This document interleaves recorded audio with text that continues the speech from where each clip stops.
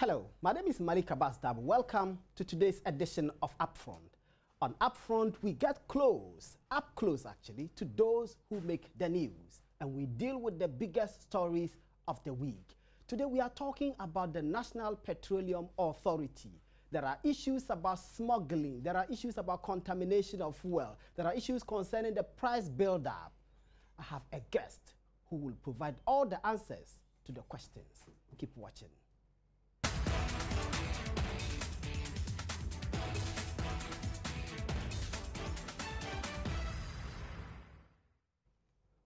You're welcome back. You're watching UPfront, and today my name is Malik Abbas-Dabo. I'm sitting in for your regular host, Raymond Aqua, and we are dealing with the National Petroleum Authority and the issues thereof. My guest is the Chief Executive of the NPA, Mr. Hassan Tampli. Welcome. Thank you very much, Malik. Let's start with the price build-up. And the Energy Minister held a press conference, and you were at that press conference, and you gave, some would say, a convoluted explanation as to why the petroleum prices are what they are. Is the percentage of taxes and levies on petroleum products 49%? That is correct. That is even a reduction from what it has been previously. It should have been 52% before the abolishment of the excise tax and the reduction of the special petroleum tax from 17.5% to 15%. So it used to be more, but now it is less than 50%. Is that fair that when I buy a liter of petrol for 4 cedis 39 pesos, the tax and levy component of that 4 cedis 39 pesos is 2 cedis 17 pesos? Yeah, it is fair to this extent that this is not an entirely new phenomenon. If you go to the advanced countries, some of them have taxes up to 60%. And even within the West African sub-region, Ghana's prices are second in terms of the lowest price. Nigeria sells lower than Ghana. Mali sells 0.94% dollar. Togo, $0.94. Burkina Faso, $0.94. Cote d'Ivoire, $1.02. And Nigeria sells $0.55. And Ghana sells $0.92. So even with our current price build-up, we are still even more competitive than a lot of our neighbors. Now, the positive thing about having our price where it is that we do not run the risk of having smuggling of our products from Ghana to the neighboring countries. Is that not a simplistic explanation to imposing a burden on the people? No, that is just one explanation. The other explanation is that if you look at the tax the way you see it, then you will not appreciate the composition of the tax buildup.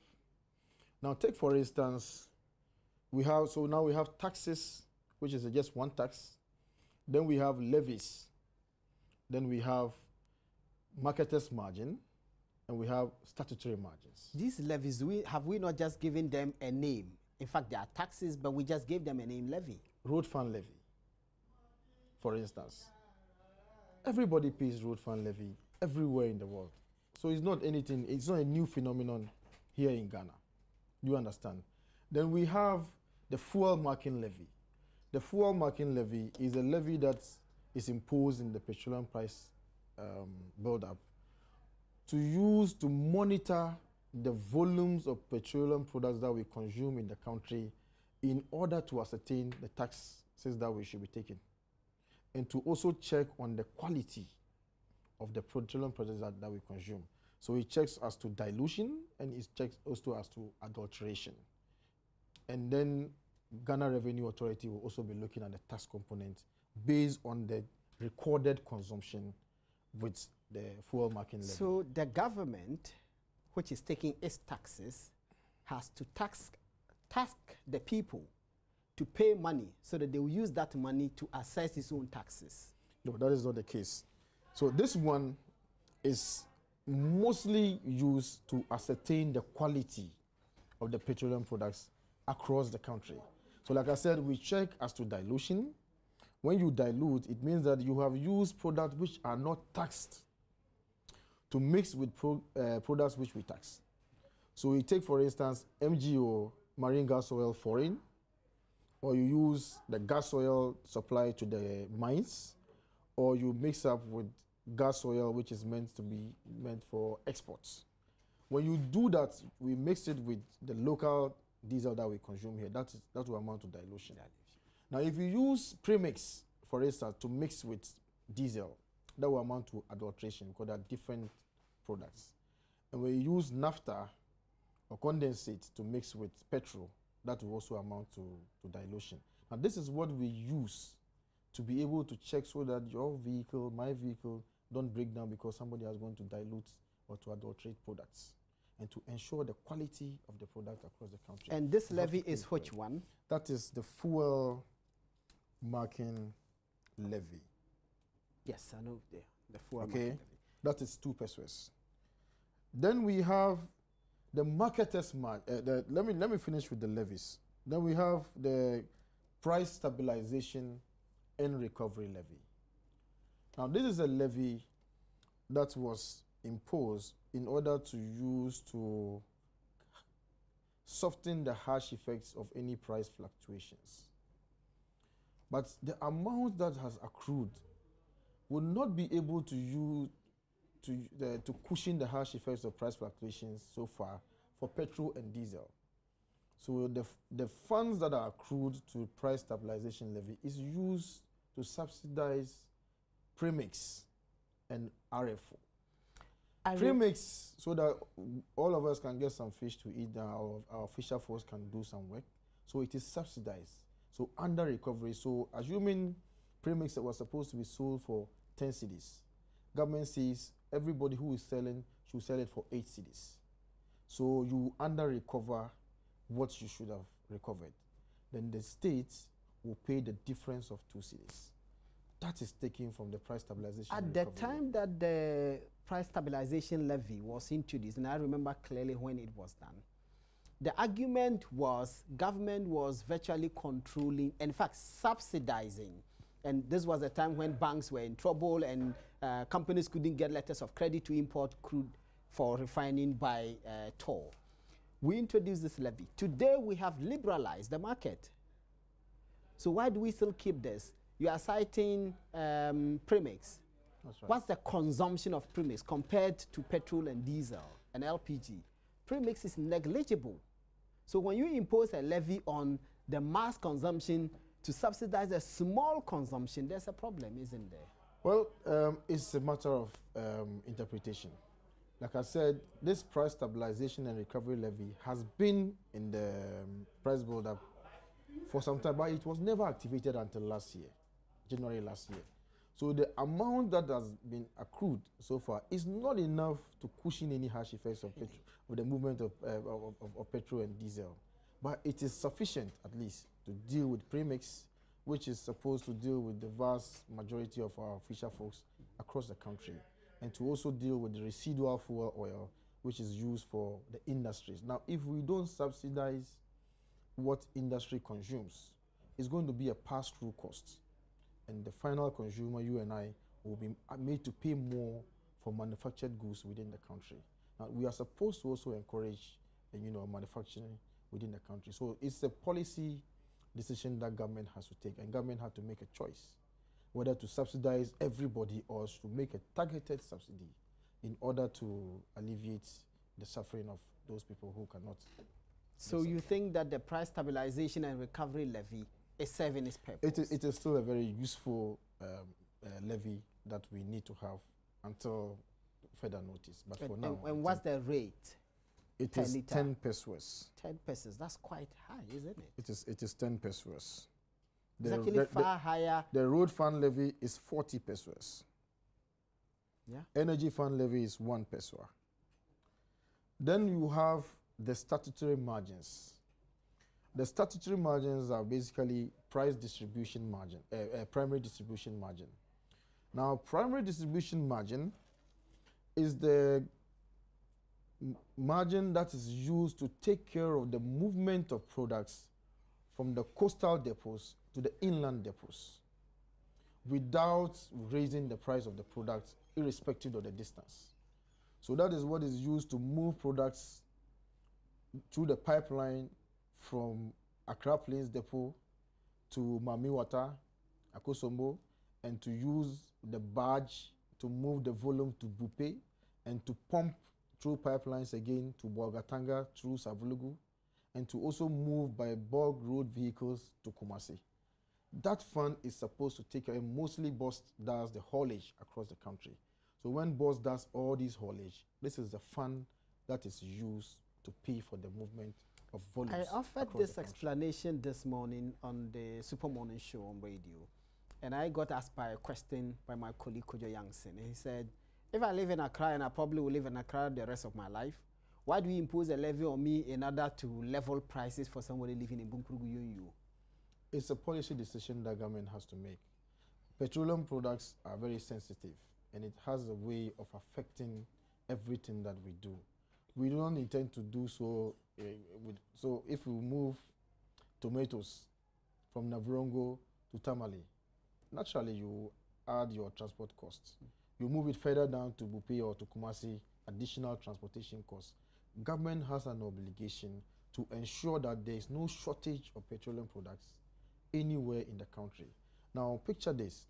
Assuming that you move the products to some parts of the country, or some parts of the country tend to consume more.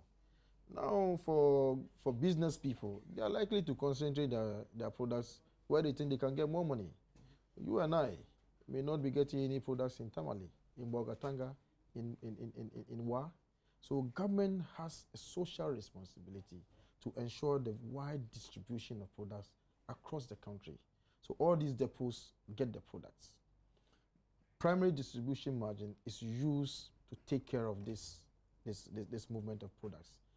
Then the other statutory margin is the UPPF margin, which is the Unified Petroleum Price Fund. Now the UPPF margin does one basic thing. It is used to ensure that prices of petroleum products are uniform as far as one oil marketing company is concerned across the country, irrespective of the distance by which you move the products to the filling station. What's the fundamental difference between the primary distribution margin and the UPPF margin? Because I don't see any. Primary, as the name will suggest, is the primary when you move the thing from the depot of discharge from the vessel. Mm-hmm. You move it primarily to the depots where you'll be doing the distribution from. So you distribute it to the depot. This one is sent to the depots. And now you use UPPF to move the product from the depots to individual filling stations across the country in whichever zone that they find themselves. So we have a zonalization policy. When we move the products to the Bupe depot, that is one zone. So everybody who is supposed to bring products to Boga, to anywhere within the northern region must necessarily pick the products from Bupe in order not to have too much pressure on the freight costs. So that you move some to Wa, and then Kumasi depot would also service the Brongahafo region, and then you have Accra depots will service the Volta region, Eastern region. So the UPPF margin is to ensure that when GOIL puts up a price in Accra, the price will not be different from what you pay in Axim or Aflao or Hamili, because UPPF has absorbed the cost of moving the product from the depot to the filling station.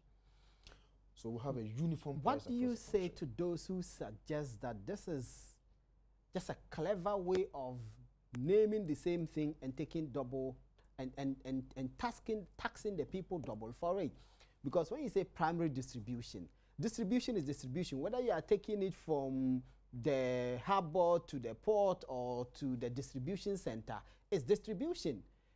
So when you put a levy on it and you call it primary distribution levy, you cannot then come and create another UPPF and take money and say, well, once you move it from the port to the depot, the levy would have been exhausted. Then you have to create another levy and then onward move it and do distribution. That's a very simplistic view of the thing. When you No, move it's a the product, clever way of taxing it the is people. not, because the money doesn't come to the government.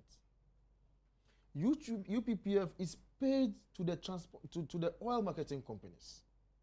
The money that you get from UPP at the end of every month, they submit claims.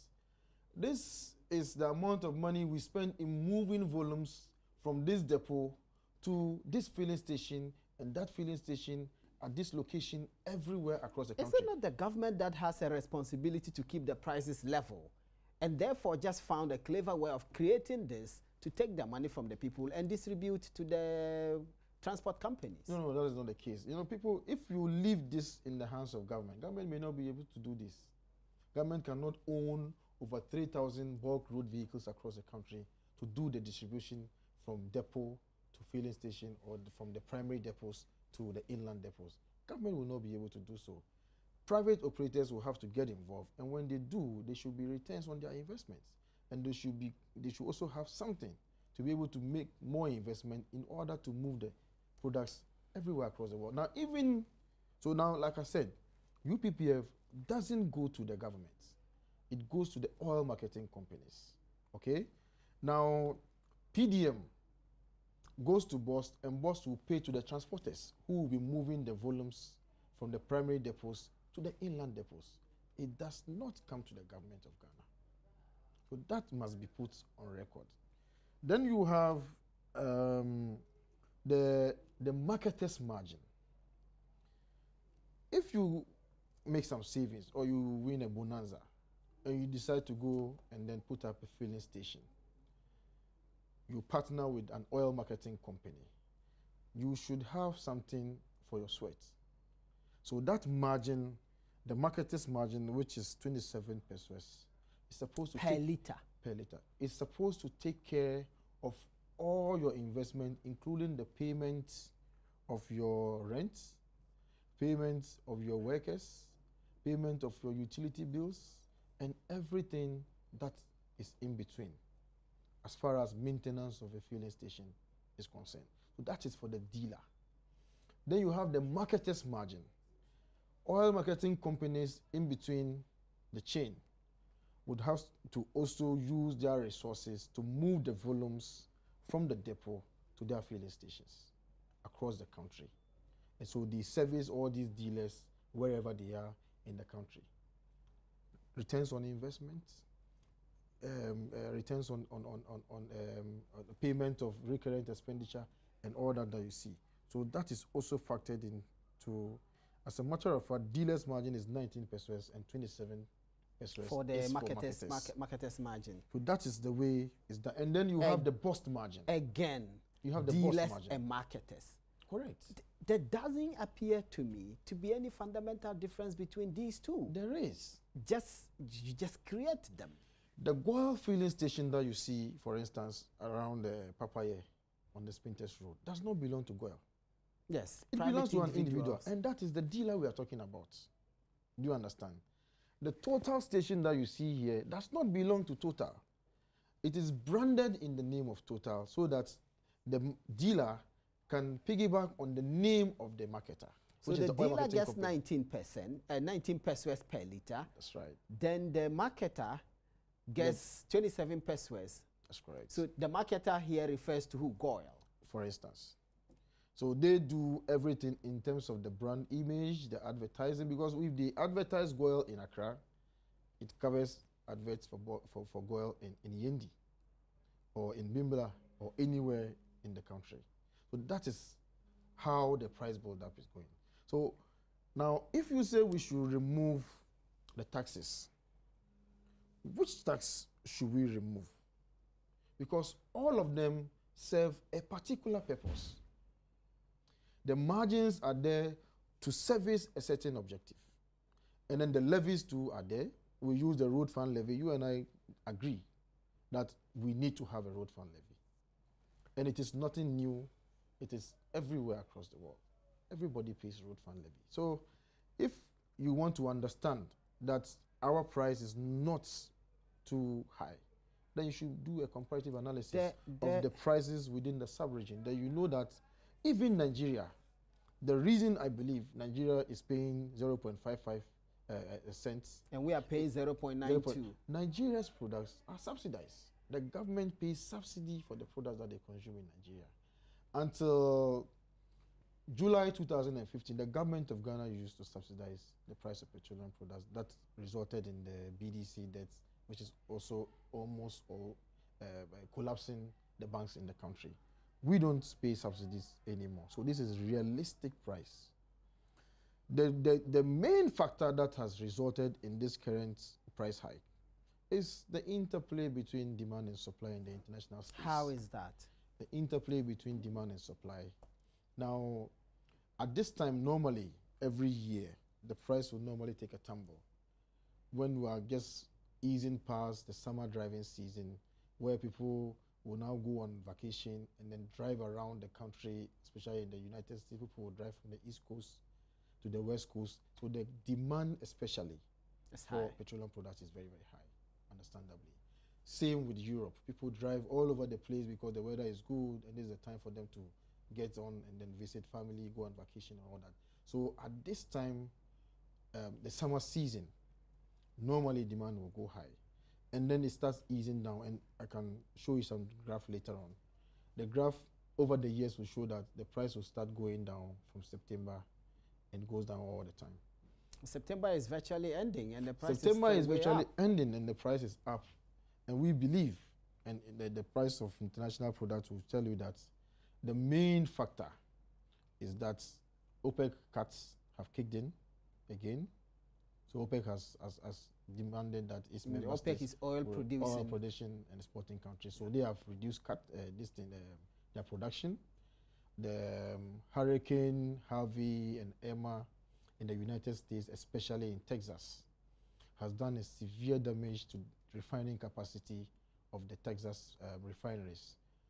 All in all, about 3.5 million barrels per day has been knocked out of the United States refining system. Creating shortfalls. So you have European, cargoes moving to the United States to supply them. Normally, Europe will get diesel from the US, but now they are not exporting. They are rather importing into the United States. Why do I care? Why should that affect by the price I pay? Because the forces of demand and supply will determine the price. The higher the demand, all things being equal, the higher the price. Now, the more the supply, and the reverse is true, the lower the price. So that is what we are seeing.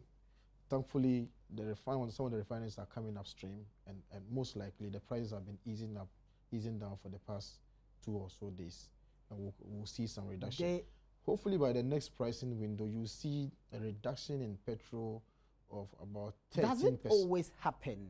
Because usually when the increments have to happen, they are swift.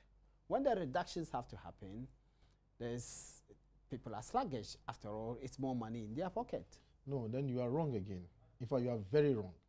Because the increment, the prices that we publish, the indicative price, we published it every pricing window. And every pricing window starts from either the 1st of every month or the 16th.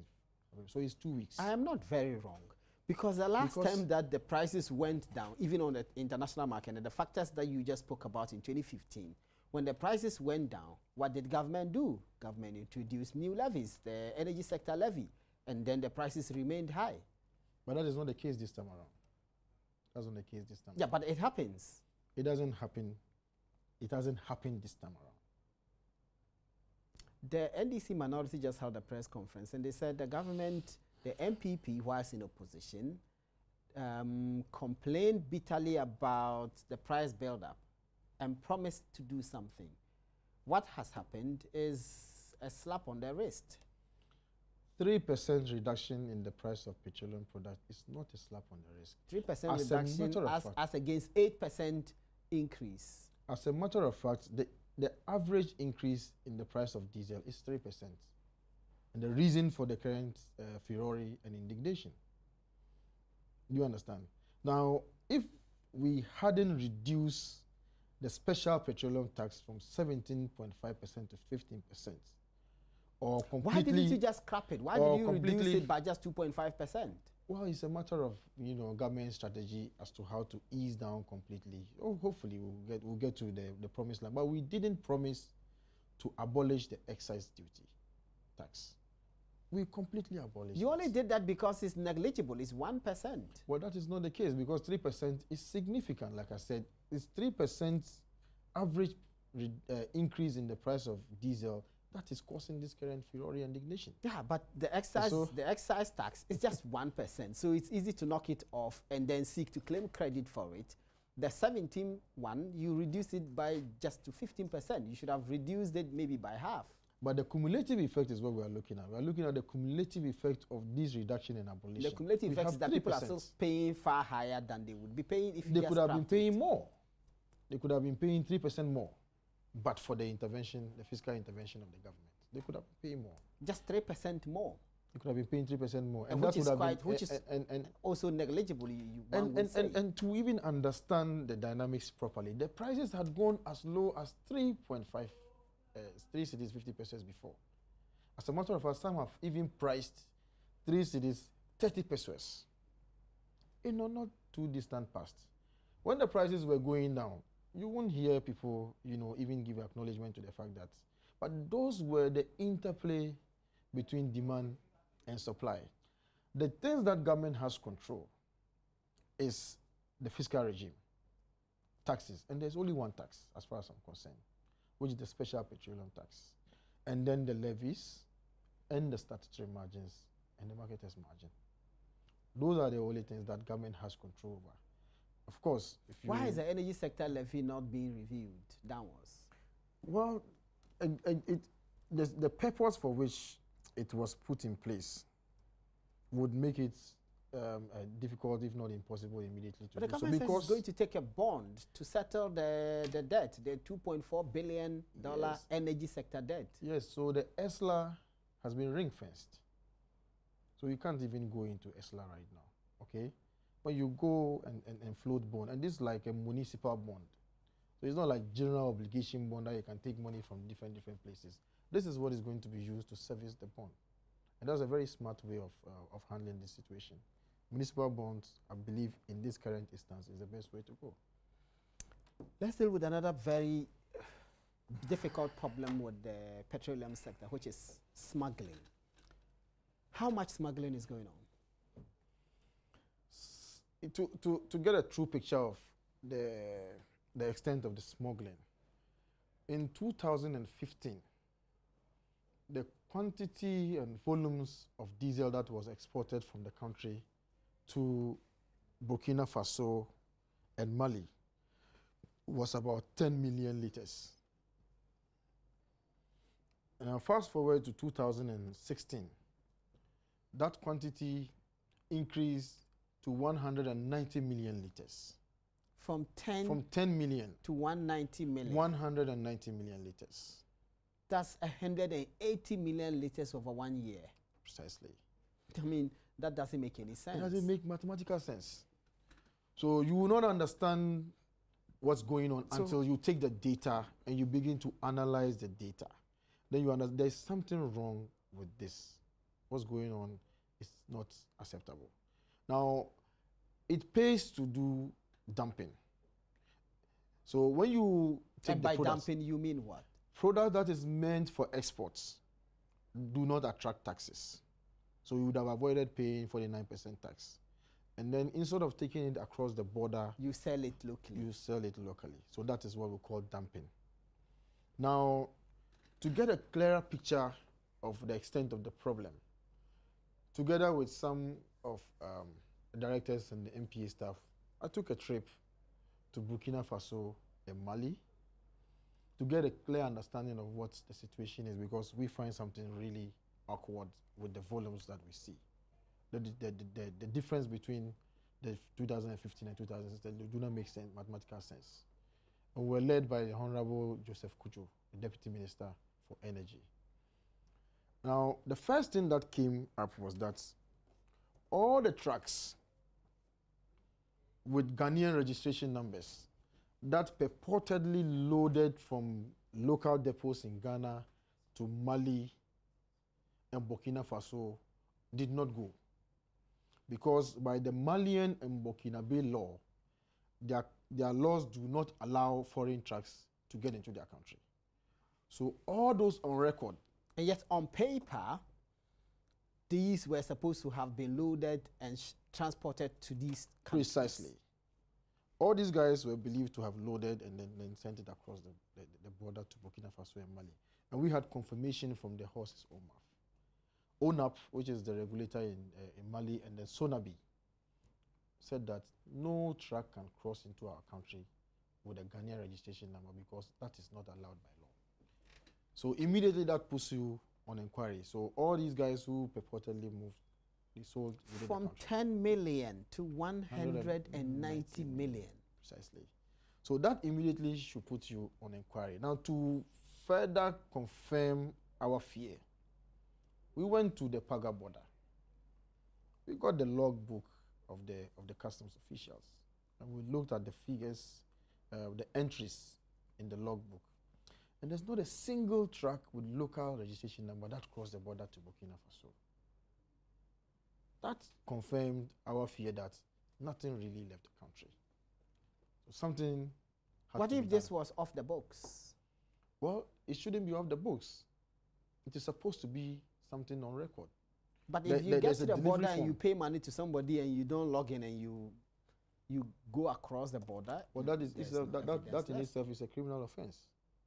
But we want to believe that the product never left the country, because averagely, year on year, there's a 5% increase in the consumption of petroleum products. Last year, there was rather a decline. Now, don't forget that last year was an election year. And all these vehicles were crisscrossing the country, a lot more activity. But we still had a decline in the consumption level. That didn't make sense. Now, a lot of trucks also claim to have loaded to Togo. So we went to Togo to verify from the Togolese authorities whether or not they also allow trucks from Ghanaian origin to come into their country. And the answer is what? And the answer was a big no. So there again, it tells you that something is going. So currently, we've banned all exports to Togo because they said they don't even allow, because you can't even export to Togo. We get our products from offshore Lomé. So how can you export to Lomé again? It doesn't just make sense. That's where we get our products from. Offshore Lomé is... So where was the MPA looking all this long? Now, until we went to Burkina Faso, Mali, and Togo. Why didn't you go earlier? Well, I just got into office, and I saw that the figures were crazy. Something has to be done. You understand? And so that is what we did, and this the... Have you asked your predecessor, Moses Asaga, why he didn't check this? Well, I've not had the benefit of speaking to him. I'll just concentrate on the handing over notes that he gives to me, and then I speak to the directors, who obviously would have been the ones. But you take the assets and the liabilities. So if the state lost money because somebody was negligent and you are a lawyer, you ought to have been finding out. Well, the information should be coming from the directors, who would be feeding him with the information. So they told me. But the ultimate responsibility is his. Now, listen. It is not as if it is the fault of the chief executive of the MP when some of these things are going on. It is a collusion between those exporters, the depot operators, and then so many people along the chain. So you would assume that by virtue of the fact that this person is going to export the product, all you have to do is to ensure that, do you have a contract with the importer in Mali? Which depot are you sending the products? And then, so if you have all these documentation and then you rely on those documentation to your detriment, I don't think you should be held responsible for your own detriment. No, but you didn't do that. But I had to because go a when you step saw further. the figures jumped at you, and they should have jumped at any reasonable person. Now, I want to assume that Mr. Saga will have an explanation for the reason why we got ourselves where we got to. So now we had to do something different. If you look at the record, you find that some trucks will load today to Mali, And the following day, that same truck is back to the depot to load. I'm not sure whether those trucks use helicopter, Maybe they have wings, they fly. jet fighter engines. So they move vroom, in one fell swoop. And then the following day, they are back to load from the same place. It is not possible. So you put all these things together, you know that no, something is just not adding up. Then we began the process of resolving that, seeming mystery. Then it turns out that some of these trucks will go to the depot, load with Malian or Burkinabe number plates, and when they leave the depot, they have their own yards, get into their depots, change the number plates, and then screw the Ghanaian number plates. And then off they go and sell at filling stations within the country. That is what they do. In Ghana? In Ghana. Last 2 weeks, we impounded the truck that was carrying about 15 trucks, 54,000 liter capacity, full. Taking products from the depot. That's per truck? Per truck. Taking the product from a depot in Tema, supposedly for export, and then together with collaboration with the National Security Apparatus, we were able to impound these trucks. They had changed the number plates from the Malian number plates to local number plates. So currently the trucks are in our custody, and we are in the process of disposing of the products, and we'll also make an attempt to confiscate the trucks because they are the vehicles that were used to commit the offense. We are collaborating with customs to ensure that customs will also impose 300% penalty on what it is that they do. And in the process, we have written to the company involved.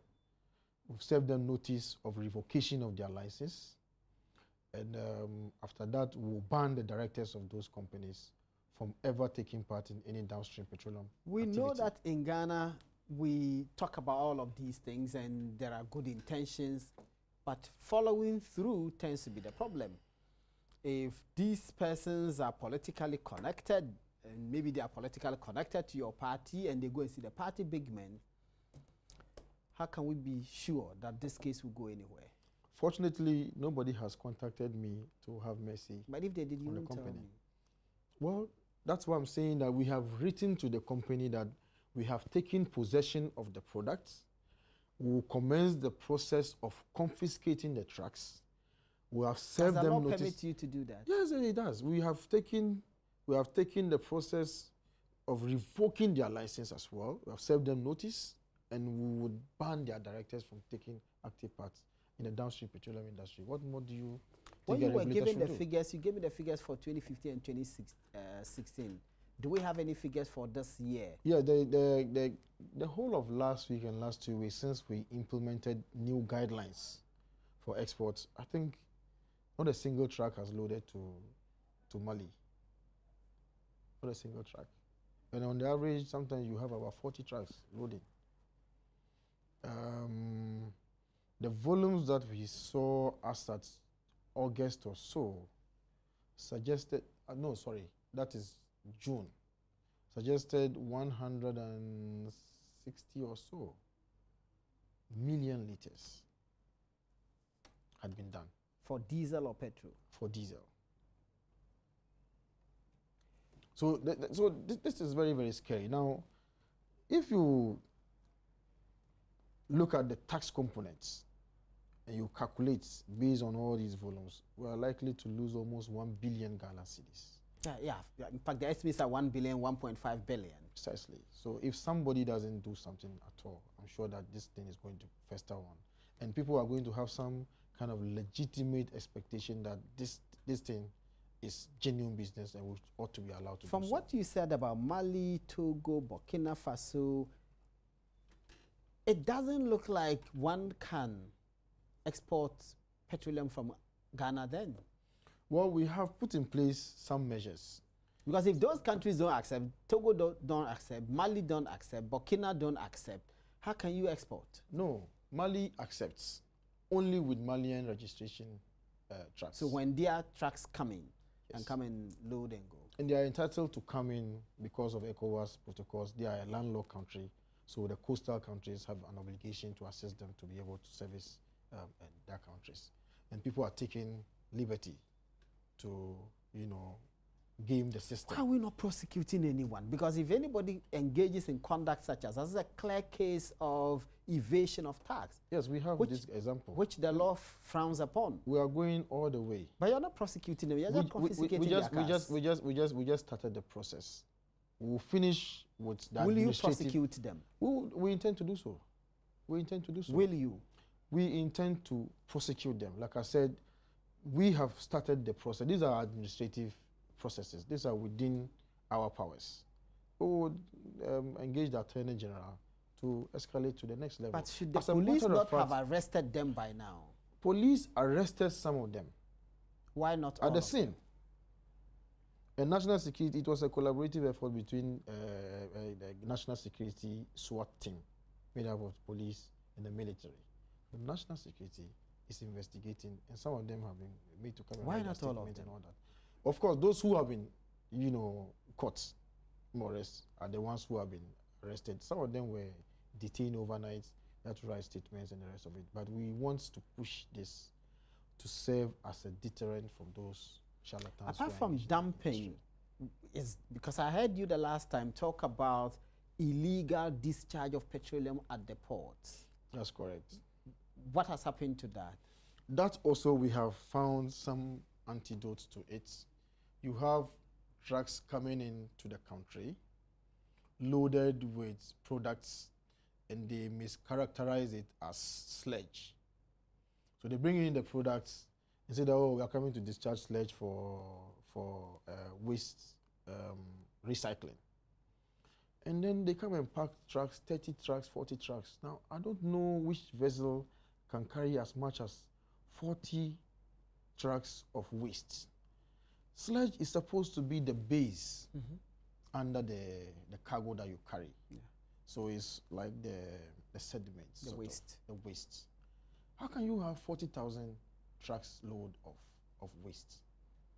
They immediately puts people on inquiry that something is really not right.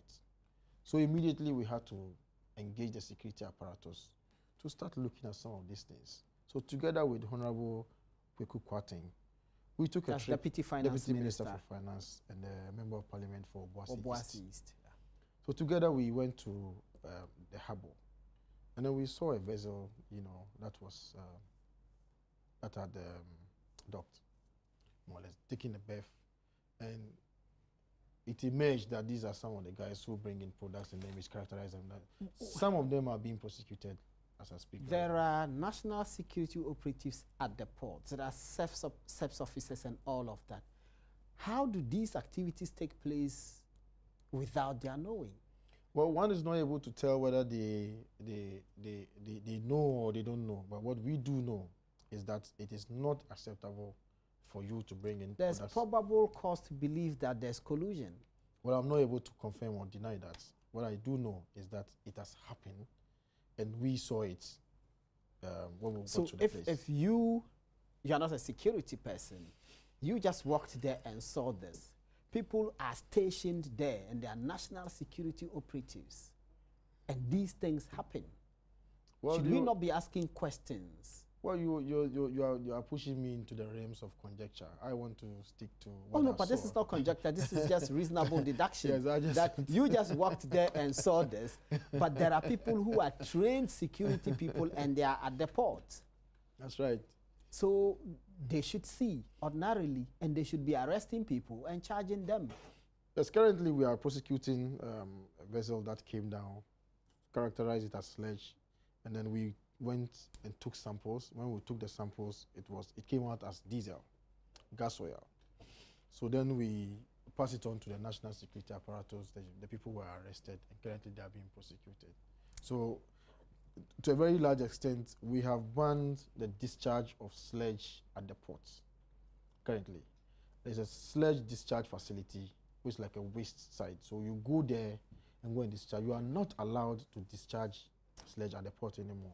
Now, people abuse a certain procedure that has been evolved over the past couple of months, which is that because of the congestion at the all-boy berth, the offshore mooring facility, and the thermal oil jetty. Some limited rights were given to vessels that were discharging for the power plant so that they do not keep long in anchorage, or when they come and they start getting demurrage and the rest of it, which will be passed on to consumer. So they were allowed limited exemption to discharge at the port into bulk road vehicles.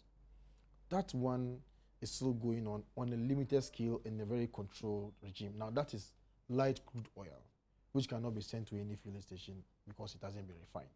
So it was that arrangement that was being abused by some of these. And those who abused it, the law never caught them. Yeah, currently, like I said, some people have been. Yeah, but this has happened over and over again. The law never caught them. In fact, the new government has been in place for 9 months. Like I said, 8 months. And this practice has continued. This thing is not something that came to our attention and then we decided not to do anything. The very day that it came to our attention, a committee, more or less, was put in place to look into the circumstances under which vessels will be allowed to discharge. And that is the reason why we banned every vessel that is coming with sledge from coming to that place. The only exemption that we made was for Can you state with certainty that as of now, this does not happen? That is what I believe. Because you cannot even bring in a product to that place. I don't even know how you are going to do that. We have sufficiently liaised with the Ghana Navy to patrol the Eastern Naval Base. And that's also because this is not the only way through which they discharge. Now, others will do what we call S2S, ship-to-ship transfer. They break the bulk into smaller vessels who will come very close to areas around Adan, and then they begin to discharge into canoes. And the canoes will come onshore and then discharge into vehicles that have been parked there. That is also going on all the way to Aflawo. And people live around here. They see these things, don't they? Or this happens in the middle of the night when nobody... the information that we had at the time was that some of these things happen in the night and mostly weekends. But it is to a very large extent, we have not received any, information that. Why have we not prosecuted anyone successfully? Like I said, I've said 3 times. The company is being prosecuted. The directors are being prosecuted. All the people who were involved are currently being prosecuted. What's the name of this company? It's called T-Max, I believe. T-Max. How many directors are being T-Max International Ventures. The one that we were able to arrest is the one that that's being prosecuted. What are the charges against them? The charges are illegal, smuggling, and the charges can be found in the Criminal Offences Act easily. Now, we caught another group also doing what they call remaining on board. In the Western region, they call it remaining on board, ROB. And they also move all the way close to a location near the naval base. So when everybody was looking elsewhere, they were discharging into a truck.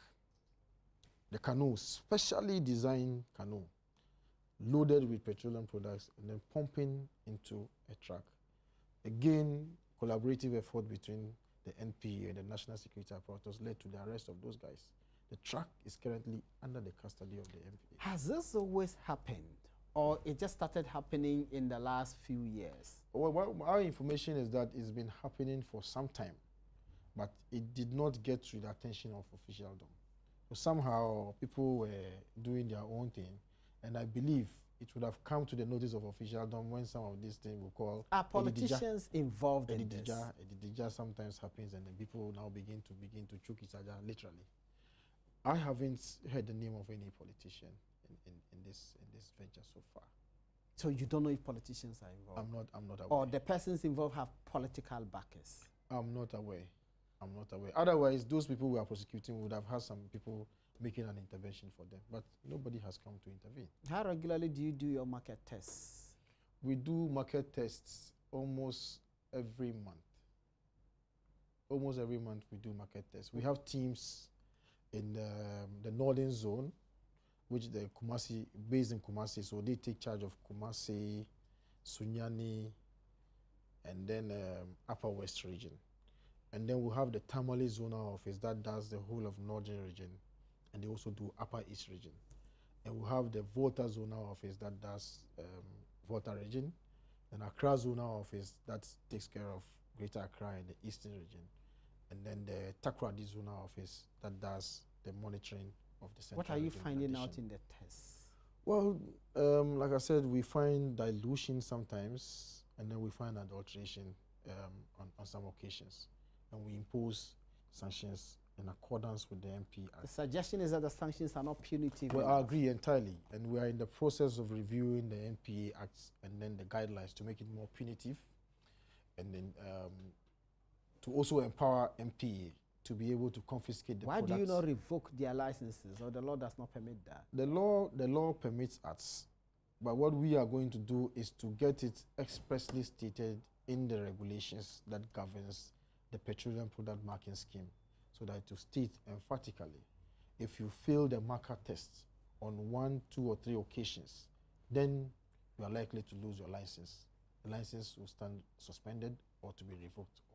Is it true that you have compiled a list of trucks engaged in unlawful or illegal distribution of fuel? You have submitted this list to national security and nothing is happening. Where are you getting this information from? That's the information I picked up. Well, there's some information that you don't have to believe everything you hear, because I consider myself as part of the national security apparatus by virtue of the work that we do. And then what we do is not meant for public consumption. Whatever it is that we do, there's a way that we communicate to each other. And I'm surprised that anybody will be talking about it outside. Currently, what is the consumption like for petrol? Does it indicate an increase over last year or a dip? I haven't done the checks, but what I do know is that the oil marketing companies are excited now that the volumes are going up because of some of the measures that we have put in place, but I can do the checks. If you had asked me, I would have probably. So it's not true that the volumes have dipped? The volumes on paper, but in actual fact, they are up because people are selling untaxed product. At the time that the Association of Oil Marketing Companies held a press conference and then complained about the declining volumes and also the fact that they are likely to lay down some of their stuff, the volumes had gone down. But I believe since the measures that we put in place are yielding results, they seem to be excited about what's going on, and then they keep calling and then commending us. What's the MPA's biggest achievements, would you say, in the last 8 months? The MPA's biggest achievements, I would say, is that we haven't had any shortage of petroleum products in the country ever. There hasn't been any queuing at any filling station across the country for petroleum products. I think by and large, that is the story that has not been told in the light of all that is going on around us. Never a moment. We ensure the availability of products everywhere across the country. That is one. Where does the MPA stand? Where does the issue about the busts and the 5 million liters, was it fuel or contaminated fuel? Was it sludge or contaminated fuel fiasco? And I heard you were pretty off-spec. You were pretty upset and you were pretty clear in your minds that some violations had happened. Where do we stand on that? Like I said at the time, subsequent to our findings, the Ministry of Energy set up a committee made up of the NPA, with representatives from Association of Oil Marketing Companies, civil society organizations. The Ministry of Energy itself had a rep. Bulk distributors had their rep, and then chaired by Professor Lawrence Dakwa. Yeah. That committee has not concluded its work yet, and I believe whatever comments that I make now will be second guessing the reports of the committee and probably their recommendation. But so you raised questions about licensing, that in your view, and we read the law, the companies ought to have license. Are you implementing that as a matter of course, that any company that deals with petroleum products must be licensed, whether off-spec or not? Like I said, because the committee's work mandate, the terms of reference included the determination of whether or not they were licensed to do some of these things. We don't want to second guess them. We want to pussyfoot until the recommendations of the committee comes out, and then we'll escalate where necessary. So, no comments on that? No, for now. I mean, it is only fair that you don't stampede the committee into doing things which we think should be the case. I think we should allow them a free hand to operate. Are you amending the act? Yeah, we are in the process of doing so, to bring some clarity to some provisions which sound somewhat nebulous. Such as what? So, for instance, the sanction regime. The sanction regime, we need to regulate that. At the time that the NPA Act came into being, some operations in the downstream petroleum industry were not existent. So now we have to bring the acts up to speed to some of the practices in the industry. At the time, we had only the Tamawai refinery. Now we have 3 refineries. We need to bring the acts to a situation where it can effectively deal with situations regarding the regulation of what about sulfur? Ghana gas was not in place. Now today we have Ghana gas. Ghana gas is being regulated by the NPA. Okay. So we need to expand the remits of the NPA Acts and to bring some specific clarity to some provisions which are a little hazy and falling on the penumbra. So when we do that, then we'll bring clarity to. Have our sulfur levels improved? The sulfur levels, together with the Ghana Standards Authority, which is responsible for maintaining standards, including petroleum products, gazetted the new sulfur specs at 50 parts per million, which is ppm, correct. Now, that was supposed to take effect from April 2017. Unfortunately, the consultation process had not terminated, so we had to extend the time for implementation to 1st July. So we are still consuming poisonous fuel. So currently, we are now doing 50 ppm across the country. If you bring anything above 50 ppm, you will not be allowed to discharge into the country. So some have even brought up to 10 ppm, as low as 10 ppm. The last time, an importer brought 9.8 ppm. So nobody is bringing anything above 50 ppm for both petrol and diesel. On that note, we say a very big thank you, Mr. Hassan Tampuli, Chief Executive of the National Petroleum Authority. He's been my guest on Upfront. My name is Malik Abbas Dabo. We have been having a fabulous discussion on petroleum and related matters. We will bring you another exciting discussion next week. Until then, bye-bye.